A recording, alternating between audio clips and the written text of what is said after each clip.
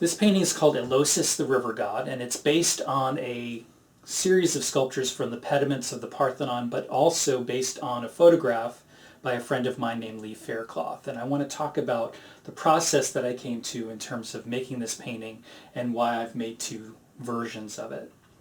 To start with first, the thought process is this. I saw this photograph by my friend Lee, and I thought, oh my gosh, this looks amazingly similar in pose and even in musculature to two sculptures from the Parthenon, which were made under the direction of a sculptor named Phidias around 450 BCE. And the sculptures of Dionysus and the sculptures of Elosis the River God were what came to mind when I was working on this.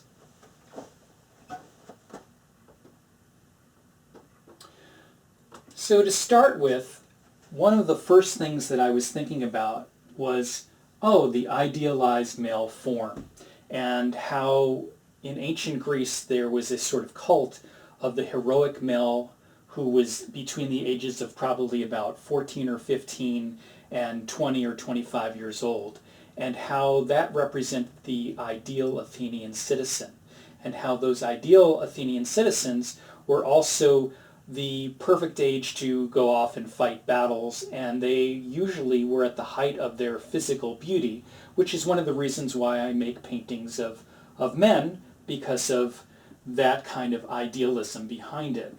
Now in this instance, of course, the figure is a little bit older, and on the pediments they represent two gods who are older, and therefore what human or mortal males would attain to.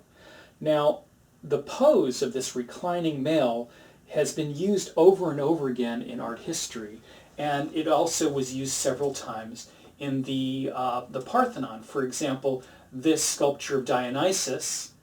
it was on one pediment facade, and then of course on the opposite pediment is this sculpture of Elosis. And many artists have looked at these sculptures and been sort of fascinated by them, and they've been studied by artists like Picasso. He did this study probably in his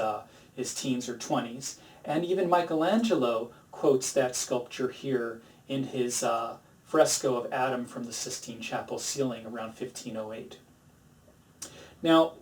one of the things that I came across was a friend of mine named Lee Faircloth offered a series of photographs to me that I could use to make art from. And so when I came upon his photograph, I thought, this is a really beautiful photograph, and I was sort of taken with it and how similar the pose was to these two sculptures. But I wanted to crop down on the sculpture itself so that it would fit in a horizontal format, but would still echo the sort of ideas that I was thinking about when it came to those sculptures in the Parthenon. So I cropped down on the most essential elements, and then of course I used Photoshop to enhance and pull out some of the details that I wanted to work with, and came up with a slightly edited version of his image. Now, one of the ideas behind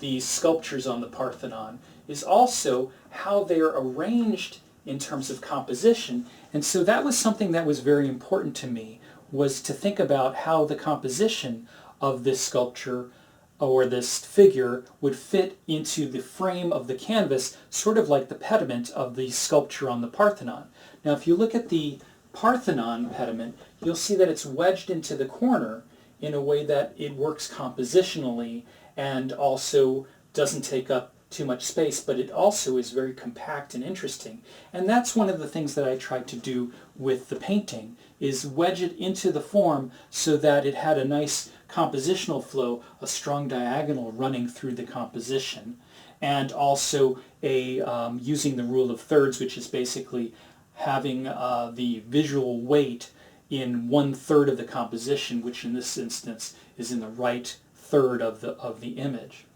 The other thing that I was thinking about, besides the idealized male form and the musculature, was the color, actually, and the texture. What I try to do when I'm making paintings like this is I mix up a lot of paint to begin with, and I try to get as much paint and texture onto the canvas as possible so that it feels literally sculptural and that the brushstrokes follow the planes of the muscles and the skin and the forms of the body.